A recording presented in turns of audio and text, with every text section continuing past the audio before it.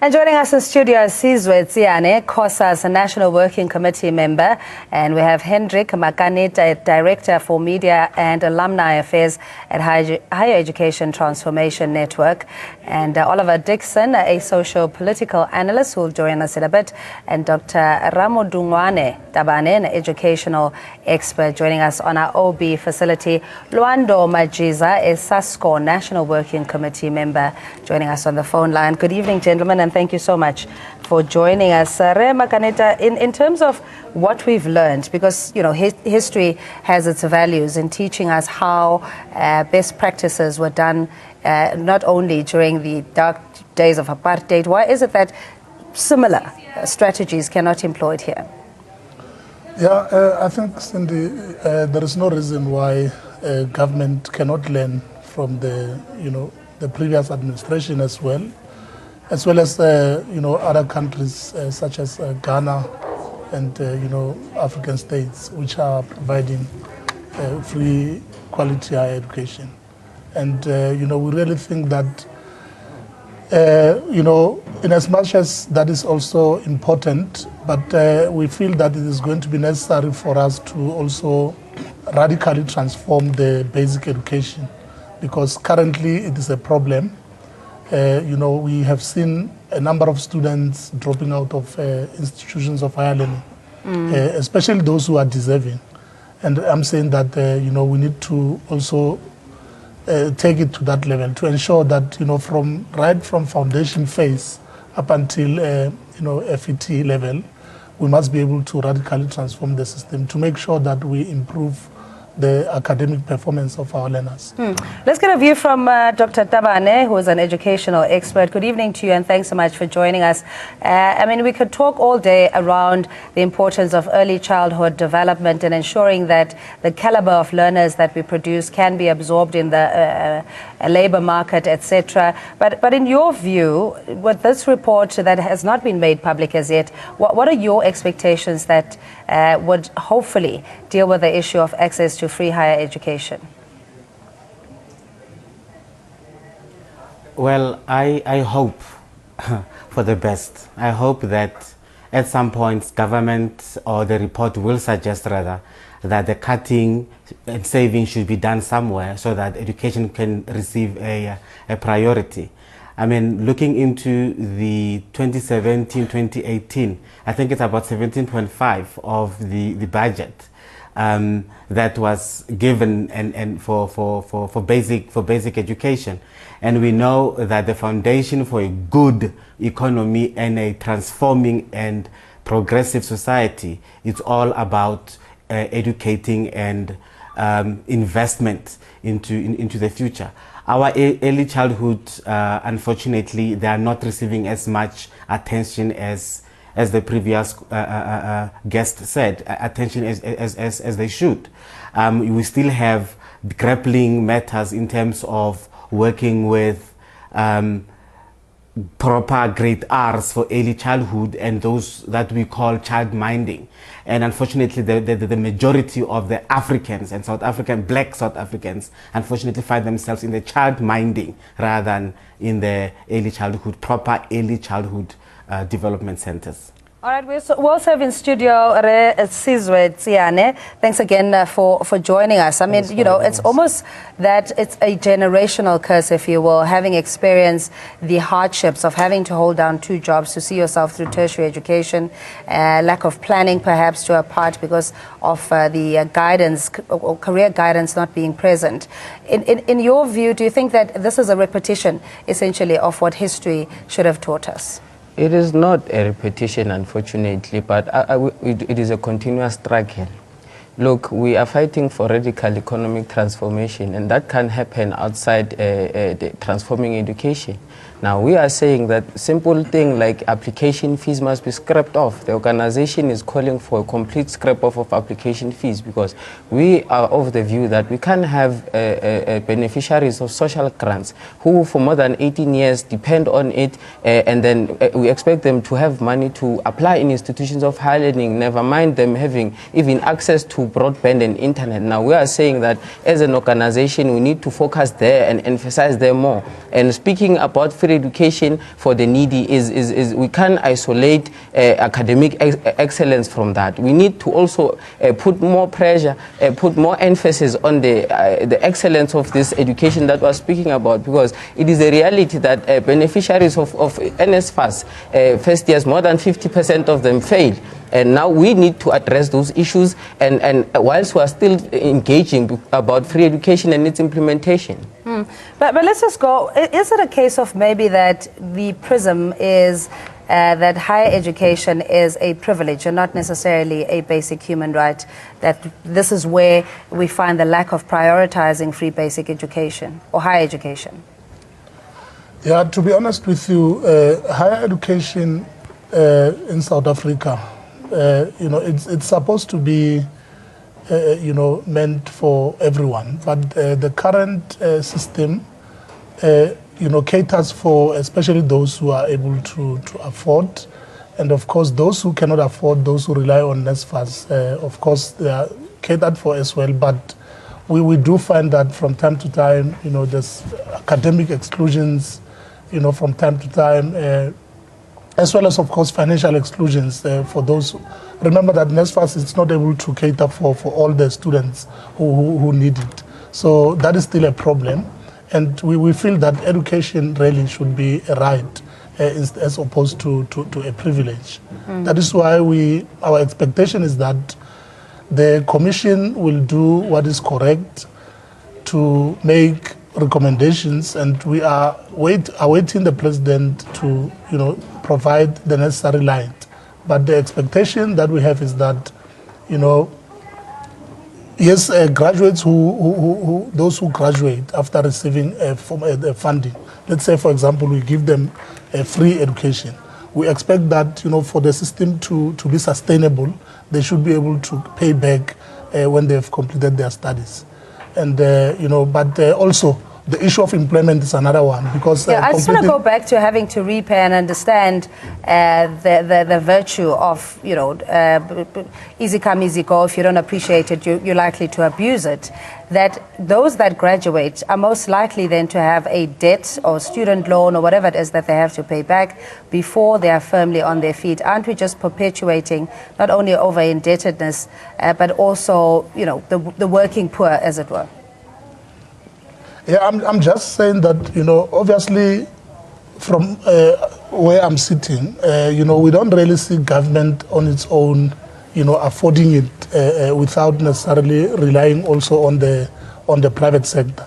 And we have seen that there's not really a huge commitment from the private sector as such. That is why we're saying those who graduate, government needs to make sure that, they invest in the employability of such graduates, because there are people who graduate who also do not get employed, and as such, with the current system, they are not able to inject the necessary funds that they've received in the past, as far as NSFAS is concerned. Yeah, so with free higher education, as much as one appreciates the need for it, education having the potential to unlock a myriad of opportunities and, give you a better prospects in life, should those students be made to pay back that have met the criteria of being poor or indigent, that, if they're not able to pay back, that would put them in serious financial problems, Mr. Oliver?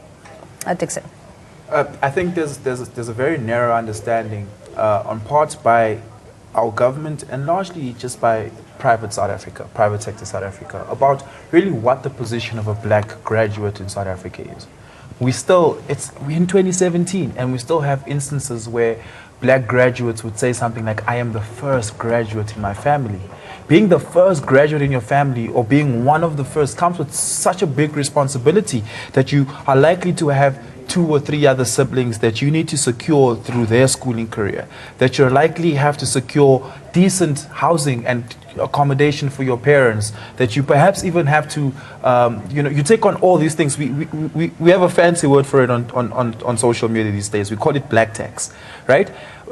I think our government is unwilling to understand that we, as black graduates, become social welfare protection for our family, right? And that's a thing we absorb before we even graduate. So when we do graduating and when we get that job by some miracle, we take on that responsibility. So having to pay back a student loan is a bigger responsibility. And if you're a graduate and you're applying for a job, most jobs will say, well, you need to have a car, you need to have a driver's license, you need to have all these things, which cost you money, right? So now you have to think, oh, how do I get financing for a car before I can even think about paying back this NSFAS loan? So it will take you, realistically speaking, it will take you 15 to 20 years to get yourself onto your feet after graduating, coming from that background, before you can think about repaying the loan. So this repayment thing must be an end of conversation in terms of in terms of higher education financing going forward. All right, let's get a view from Ibrahim and Soweto. To you at home, you can call us 011-542-2186. Good evening to you, Ibrahim.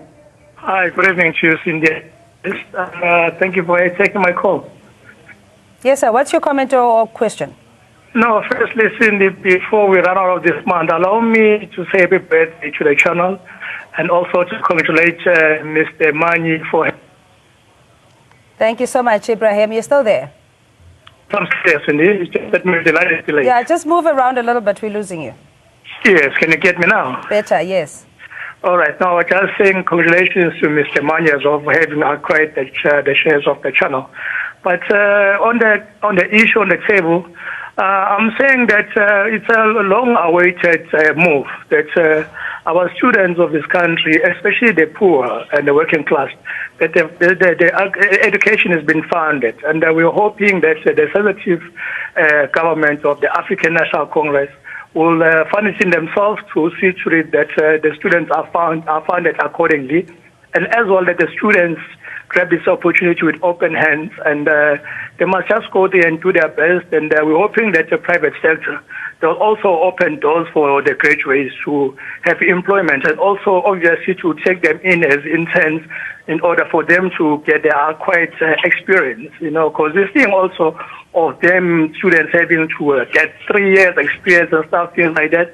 Well, I say haven't been to any place of employment, so we're going to get that what you call kind of experience if private sector does not open the doors for our young people. So that is my take, and I'm hoping that the African National Congress will be really sensitive to this issue and give it the necessary support that it deserves in terms of financing the program. All right, Ibrahim, thank you so much for your call. Really appreciate it. Luando Majiza is ASCO National Working Committee member. Thank you so much, Mr. Majiza. Just on your view in terms of the affordability criteria of those that are beneficiaries of NSFAS having to carry the burden of repayment, what is your view on it? Thanks for having us, Cindy. Well, certainly in our view, it has always been that the first step towards dealing with it is that you would have to decommodify education. They adopt a policy that says education is not a commodity in terms of which it must be bought, and he or she who affords more would then pay more than the other and get a better service. Now, once you decommodify education, you would be able to not have some of these challenges. Now, we have said to the governing party that part of the things we differ with is the fact that our students are, after these loans that government has been giving them, are subjected to interest rates, are subjected to other several aspects that make them to actually be in debt. Somebody was mentioning black tax, for example. What is termed as black tax, of which is not a term that comes with us. But the point is, we don't think that education in the first place should come with a price tag. Education should be a good that the government, private sector, all of them are willing to participate in ensuring that we provide an educated citizenry in South Africa. And as such, therefore, you would have to then ensure that there is no price. But then who pays for it, though, Mr. Majiza? There are several responses to that question. The Public Investment Corporation has got a lot of money in it. The private sector, as beneficiaries of education, have got a lot of money. They are not putting in the effort, and they are the largest beneficiary group. The individual. So who pays for education? It is certainly monopoly capital that should pay for it. but also the Public Investment Corporation that is receiving a lot of funds from our public servants. All right, please stay on the line. We have Felix calling us from Bombela, our caller-in-chief indeed. Felix, good to have you. Good evening. Thank you, Cindy, for taking my call. Yes, sir. Oh, yes. I think I must first put it on the table that the fact that a state must educate its citizens is not optional. It's not an optional thing. The only way you can empower the citizen is to educate them. Look, wealth has been created, but the wealth that has been created is nothing compared to the wealth that is yet to be created. And this is the reason why the citizen must be educated whichever way. It is not optional. Except you unleash the creative potential of your citizen, you are going nowhere. There's just nothing you can do. Do you want to empower people by giving them housing houses? Do you want to empower people by giving them child grants? What is that? What type of empowerment is that? The only empowerment that is necessary, that is compulsory for a state, is education. And it is not optional in any state who is serious about its own citizens. All right, Felix, thanks so much. Is that some of the submissions that should have been made, that there has to be a trade-off? If you're serious about education and you're able to find shelter elsewhere, that you will then forfeit your RDP house, for example, with the state in order to facilitate free education? Look, let us not pretend like education doesn't receive the biggest chunk of the budget every year. It is a reality. What we need to be speaking about, in fact, more than anything else, is how does the private sector contribute to the free education issue generally, because we've seen strides over and over again. In fact, for us to even speak about free education is because of the African National Congress-led government. Now, we need to speak about how do we make it a reality. Yes, we can say that we are creating a backlog for students who are graduates and are sole providers in their families, but the reality is that we do not have a sustainable process which we are going to fund more and more, because we have many young people who do not have access. I spoke about it earlier on, who do not have even access to higher education, and we need to address those challenges first and speak about how does the private sector contribute towards the implementation of free education. Yeah, but what about communities also taking the responsibility and coming up with innovations? I'll just make an example of this My School campaign, where if you swipe at a associated retailer, you know, some of the proceeds are sent to the school, and most of the township schools are not registered on this program. So even if you live in suburbia as an alumni of a particular school, in Kenundrakale, in my case, you know, you can't contribute to that because we don't have our own mechanisms or our own solutions. Mr. Dixon. I think, look, as far as basic education is concerned, I think there's a lot of money that's being spent on that. It's the second biggest part of our budget every single year after healthcare. So a lot of the effects not trickling down is not related to funding and that sort of things per se. It's related to, I think, mismanagement of these funds at a governing body level, at a school district level, and the distribution of these funds doesn't make sense. Right? For instance, I can't understand how a well-resourced school can be given 47 million as a reward for performing well, when right 10 minutes next to it is a school that has been performing poorly with bad resource, and they're not given at least half of that sort of reward. Right? Yeah. So a lot of these things come down to managerial things. But when it comes to higher education, where we speak about tertiary education, the conversation is entirely different. Right? The conversation is not about governing bodies and these sort of things. This conversation is about young adults trying to get an education, to get a job in most instances. And there we can talk about innovative funding models, borrowing from the rest of the world, and say, look, maybe we can't afford free education for everybody right now, but we'll certainly make education free for doctors, perhaps even for engineers, for artisans, and maybe for educators, right? And when our budget grows, and maybe once, Malusi Kigaba has had the guts to sit down Maria Ramos and say, hey, you and your friends are going to start paying for education in this country, and maybe then we can have a discussion about making education free for humanities students and that sort of thing. Yeah, the whole hybrid funding model, there were, and parallel programs that have been running in dealing with this matter, feasibility studies included. Do you think that the President will make that call to say, as he's made previously, to say Treasury needs to find the money somehow to provide for free higher education?